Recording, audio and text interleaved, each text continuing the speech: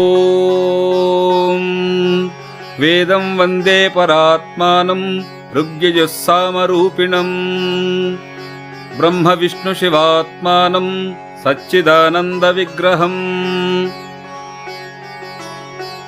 అనంతాని దివ్యాని నామధేయాని అంటుంది వేదం.